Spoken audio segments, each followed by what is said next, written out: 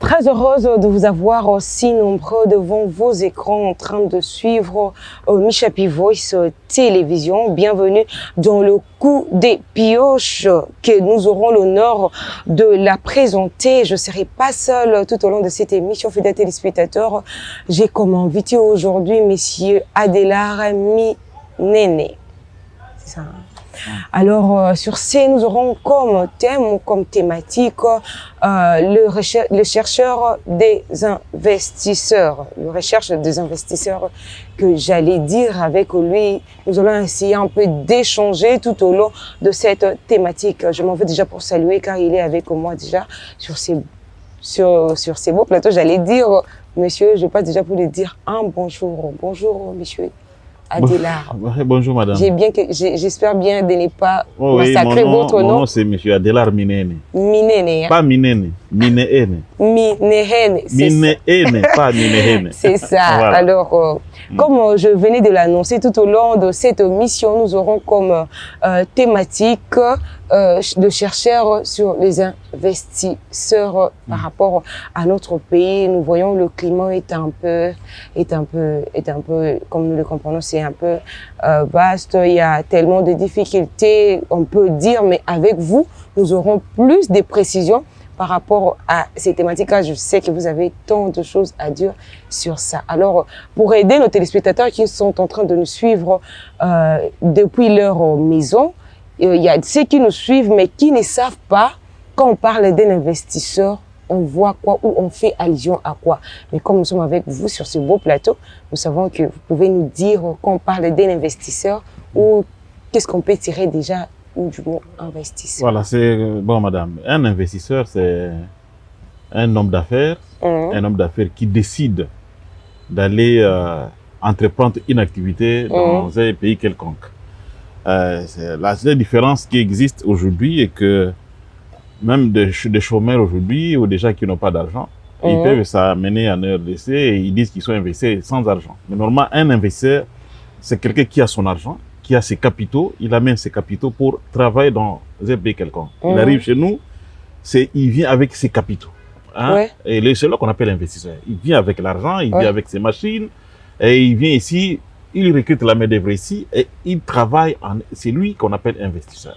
Investisseur. Ce qui est différent. Hein? Aujourd'hui, nous voyons beaucoup d'Asiatiques qui viennent ici. Quelqu'un qui vient sans un rond, bon, voilà, on l'appelle aussi investisseur. Mais un investisseur, c'est quelqu'un qui vient avec des capitaux. Ok, quelqu'un qui vient avec des capitaux. Mais comme vous venez de le dire, il y a aussi des chômeurs qui viennent aujourd'hui pour se présenter tant qu'investisseurs dans notre pays. Mais selon vous, il n'y a pas un moyen qu'on puisse détecter à une personne qui est sincèrement investisseur ou quelqu'un qui a ses propres moyens? C'est très simple. C'est pourquoi il y a une procédure pour créer une entreprise.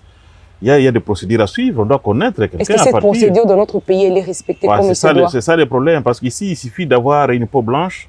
Vous arrivez avec une peau blanche et vous appelez investisseur. En réalité, un investisseur, c'est quelqu'un qui a ses moyens. Il a des capitaux frais. Il vient avec ses capitaux, il se présente au pays, il dit, moi, je vais entreprendre dans le secteur, par exemple, des infrastructures, soit dans le secteur primaire. Il vient avec des capitaux. C'est là qu'on appelle investisseur. On ne peut pas se dire que voilà, quelqu'un qui vient vendre de la cacahuète sur les rues de Kinshasa et lui, il s'appelle un investisseur. C'est ça les chômeurs qui viennent augmenter le nombre de chômeurs en RDC. Ok, merci beaucoup pour cette précision. En fait, les fidèles qui nous suivent depuis leur maison, sous les antennes de Michapi Voice Télévision, ils viennent de comprendre, quand on parle d'un investisseur, on peut comprendre déjà qu'un investisseur, c'est une telle personne. Alors, je pense sur ce point, les gens ne vont plus avoir des illusions sur ces points. Alors, l'importance d'un investisseur ou d'investissement pour un pays, son importance dans un pays, comme la nôtre, je peux dire. Vous savez, notre pays a beaucoup de ressources, madame. Nous avons beaucoup de ressources naturelles. Nous avons, sur le plan ressources minières, nous avons des diamants, nous avons de l'or. Mais il faut avoir des moyens suffisants pour extraire ces minéraux. Oui. Alors, et si on n'a pas de capitaux, il faut aller chercher ces gens-là qui peuvent venir exploiter ces ressources. Nous avons une forêt équatoriale, il faut une large forêt. Si on n'a pas de capitaux, ce sera difficile d'exploiter. Oui. Donc, on aura toujours besoin de ceux-là qui ont des moyens pour venir investir chez nous et exploiter nos ressources. Nous avons beaucoup de ressources, mais on a trop peu de capitaux pour lancer l'exploitation. C'est pour ça que, voilà, on a toujours besoin de ceux-là qui ont des capitaux pour venir investir chez nous. Dès qu'ils viennent investir, ils vont jouer un rôle important. Oui. Et le rôle important est qu'il ne faut pas travailler seul. Ils vont installer les usines ici, ils vont utiliser nos enfants qui finissent à l'université, le taux de chômage va baisser, et sur le plan production nationale, il y aura une production qui va évoluer et le niveau de vie de la population va s'améliorer. On a toujours besoin des gens qui ont des capitaux pour venir exploiter nos ressources sur place. Et on aura toujours besoin de ces gens-là. Si on n'a pas des capitaux au niveau du pays, on aura toujours besoin d'aller à l'extérieur. Pour ceux-là qui ont des moyens nécessaires, ils pourront venir et exploiter nos ressources. Ok, comme vous venez de le dire, par rapport, vous avez énuméré quelques domaines qu'on peut investir par rapport à, on a vu, vous avez cité les minéraux et tout consort. Mais en RDC, dans notre pays, quels sont les domaines faut-il investir plutôt qu'une fois qu'on investit et puis on peut voir que non, ça apportera un touche dans notre pays. Oui, en tout cas, la RDC, c'est un pays que je peux qualifier de vierge. On peut investir dans tous les domaines. Et alors, tous les domaines. Donc, nous ne sommes pas limités. Dans le secteur primaire, par exemple, l'agriculture, l'élevage, la pêche, on peut investir. Nous avons un fleuve trop poissonné. Nous avons des fleuves, de lacs trop poissonnés. Donc, dans le secteur primaire, on peut investir dans la pêche, on peut investir dans l'agriculture, on peut investir dans l'élevage.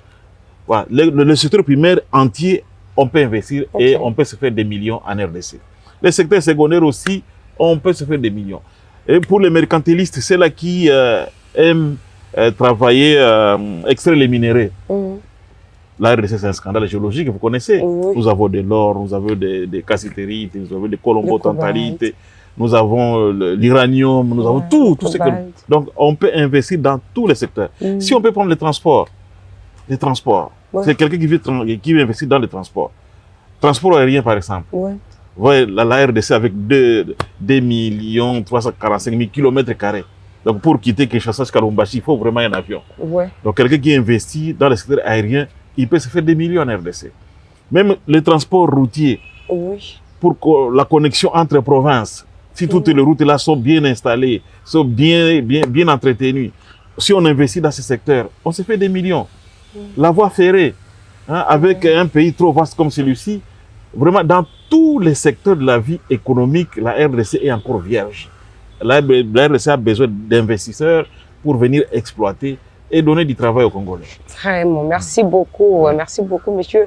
Alors, pensez-vous aujourd'hui, avec ces climats politiques en RDC, les investisseurs peuvent nous faire confiance? Et c'est ça le plus grand problème, madame. C'est ça le plus grand problème. Vous voyez, souvent, depuis plus de 2 décennies, je pense, plus de 10 ans, nous apprenons à la télé des ministres qui passent à la télé, même le chef de l'État qui passe à la télé, et d'autres, des gouverneurs qui disent non, nous allons chercher des investisseurs.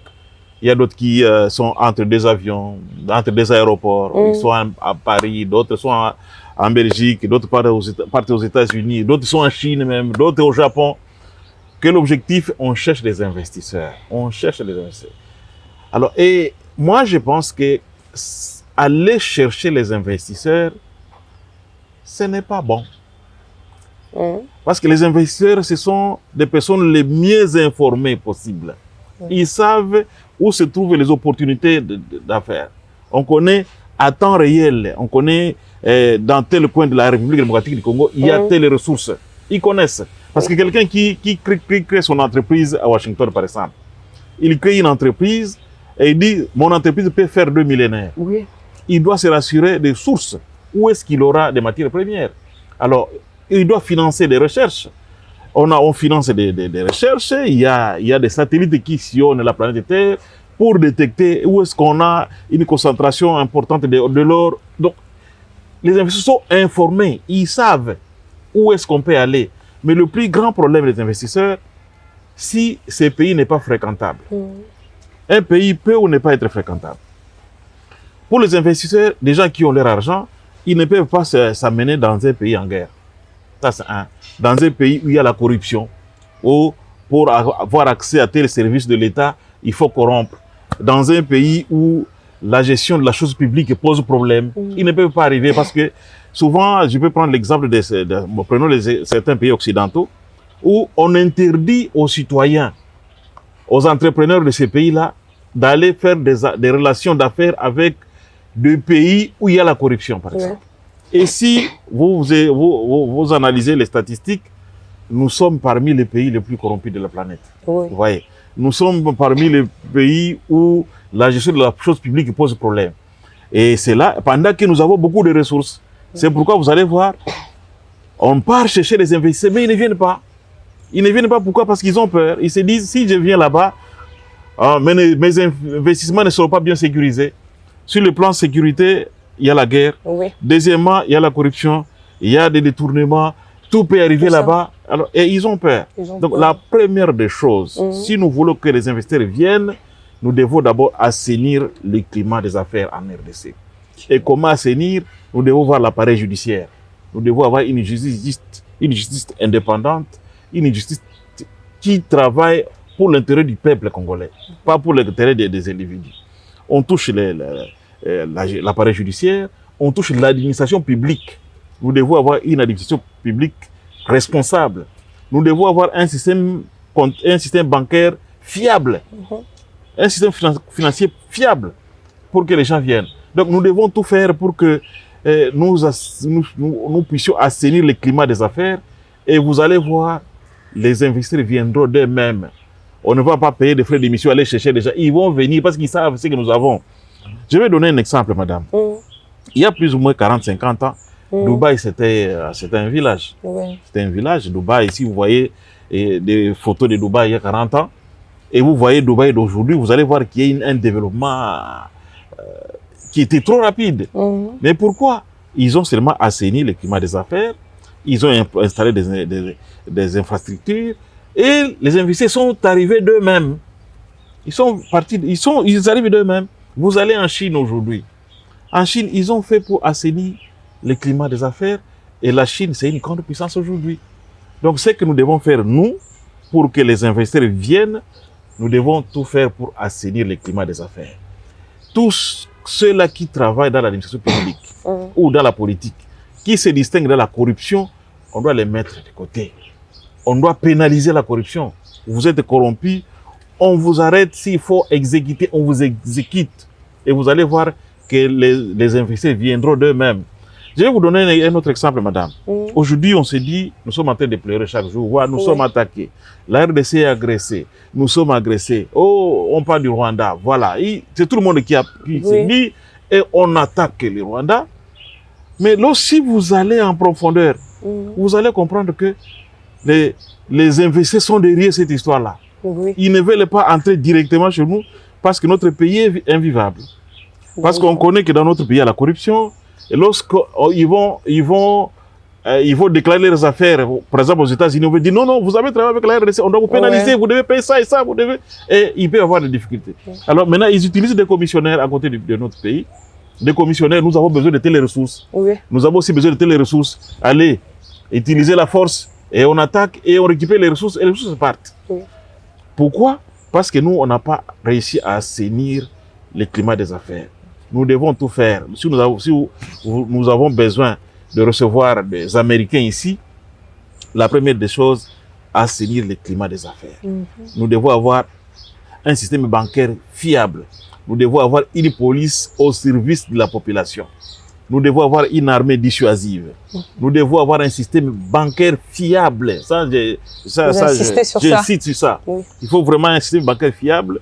Nous devons avoir une administration pas corrompue, où on aura les services. Nous devons avoir un guichet unique pour l'ouverture des entreprises, mais pour le paiement des taxes, nous devons éviter toutes sortes de tracasseries administratives. Lorsque vous allez voir que tout ça est assaini, vous allez voir comment les Blancs, les investisseurs vont s'installer. Ils vont installer des usines, et tous ces chômeurs que vous voyez sillonner dans la ville de Kinshasa, vous ne les verrez plus. Ils seront utilisés dans les entreprises. ils auraient utilisé dans des firmes.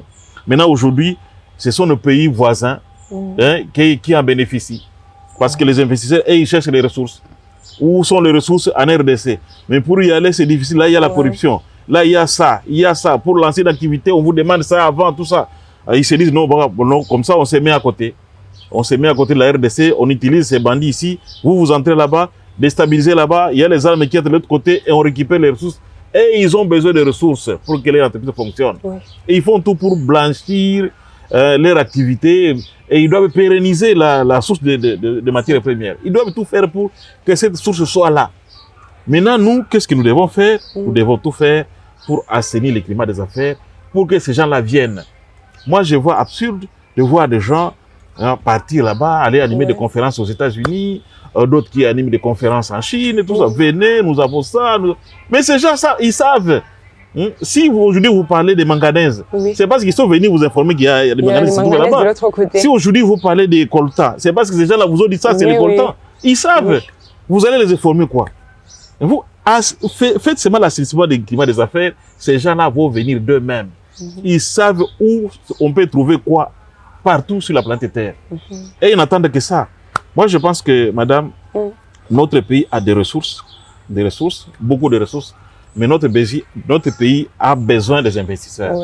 Et pour que ces investisseurs viennent, nous devons assainir le climat des affaires. Nous devons avoir un pays responsable des engagements. Vous avez dit ceci, vous devez camper sur votre position. Il ne faudrait pas dire oui le matin, à 13h, vous dites non. Non, c'est pas normal. Dans les affaires, ce sont des paroles données. Vous avez signé un engagement, vous devez respecter votre engagement. Vous avez pris un crédit, il faut payer ce crédit à temps et à l'échéance. Vous n'êtes pas à mesure de le faire à l'échéance, il faut informer votre créancier. Donc, nous devons cultiver ça dans notre population et aussi bien au niveau de ceux-là qui nous dirigent. Vous allez voir que notre pays sera fréquentable. Il sera fréquentable et nous aurons beaucoup d'investisseurs. Merci beaucoup. Mais M. Adelard, selon vous, assainir le climat des affaires, la charge revient aux autorités, au gouvernement. Qu'est-ce que vous en dites? Oui, la charge revient au gouvernement. Ce n'est pas à la population. La charge revient au gouvernement. Quelqu'un, un investisseur qui veut investir en RDC, il ne viendra pas voir M. Adelard du quartier. Donc, d'une manière ou d'une autre aussi, on comprend bien, c'est notre gouvernement qui n'est pas, excusez le terme, digne. Non, non, il y a ceci. Pour assainir le climat des affaires, c'est une volonté politique du gouvernement. C'est le gouvernement qui doit le faire. C'est une charge du gouvernement congolais qui doit réprimer telle faute, qui doit installer des mécanismes pour attirer les clients. Je vais donner un exemple, madame. Un investisseur qui vient, il quitte le Japon, il vient, il atterrit à l'aéroport de Njili, il dépose son passeport quelque part, il y a quelqu'un qui prend son passeport, il part avec le passeport, il sur qui et on le cherche, bon, il est là-bas, Et le monsieur est traumatisé. Pour un étranger qui se trouve dans votre pays, vous devez savoir comment l'accueillir. Déjà à ce niveau-là, un investisseur qui a ses moyens ne viendra pas.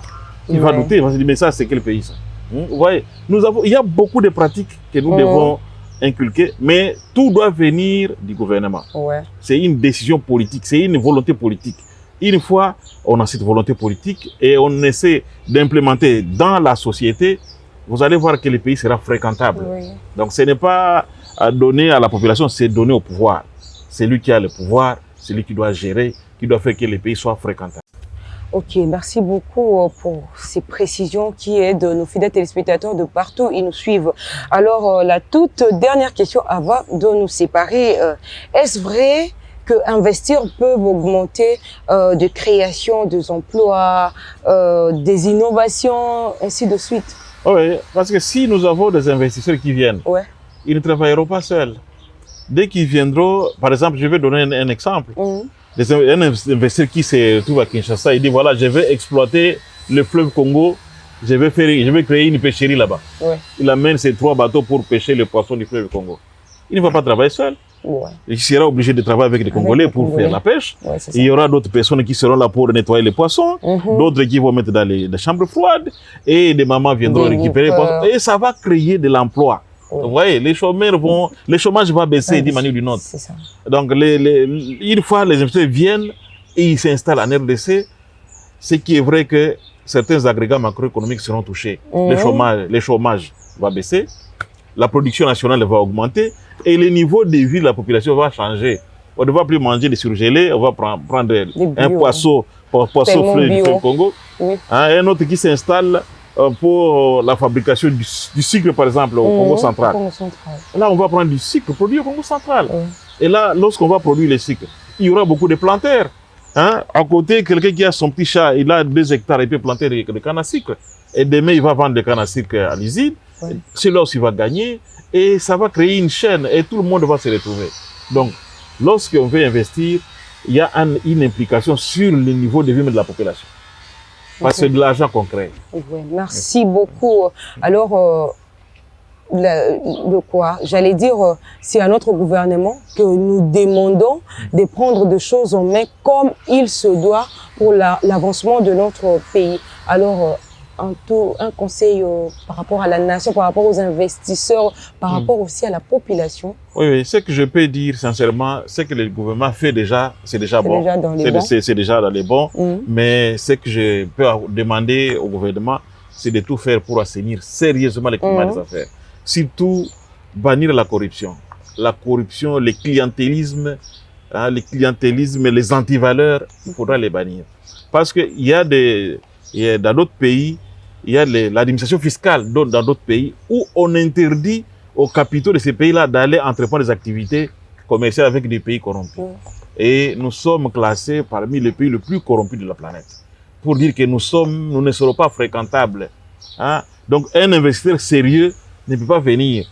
Ceux-là qui viennent, ce sont des aventuriers. Il peut venir, il connaît, voilà, il est commissionnaire, il vient se retrouver aussi ici. Mais un investisseur sérieux qui a ses capitaux sérieux, il ne peut pas exposer ses capitaux en RDC aujourd'hui parce que nous sommes classés parmi les pays les plus corrompus. Les plus corrompus, où la gestion de la chose publique pose problème. Vous avez suivi l'ancien ministre des Finances. Il a dit, voilà, et il se partage l'argent. Lorsqu'il y a un financement, voilà, on se partage déjà. Il suffit de dire ça. Un investisseur ne viendra plus. Ces gens, c'est comme ça qu'ils sont. C'est lui qui le dit, c'est un ministre des Finances qui le dit. Donc, il suffit que l'argent arrive, c'est fini. La première chose, on se partage d'abord. Les projets après. Vous voyez, il faut bannir ce genre de choses. Parce que chaque jour, des gens qui voyagent, les ministres de l'industrie, des affaires des commerces extérieurs, toujours, ils sont dans les avions. Nous allons chercher les investisseurs. Ils ne viendront jamais. Ce qu'il faut faire, il faut assainir le climat des affaires. Il faut commencer par là. Annuler, il faut réprimer sérieusement la corruption. Réprimer la corruption et il faut tout faire pour avoir une administration fiable. Et vous allez voir que ces gens-là viendront d'eux-mêmes. Ils connaissent où est-ce qu'on peut trouver quoi à n'importe quand, ils savent. Il y a des satellites ici qui circulent. Et qui détectent dans tel coin il y a ça, dans tel coin il y a ça. Et vous allez faire quoi là-bas? Vous dépensez l'argent de l'État pour rien, dans des missions inutiles, pendant que vous pouvez d'abord commencer par assainir le climat des affaires.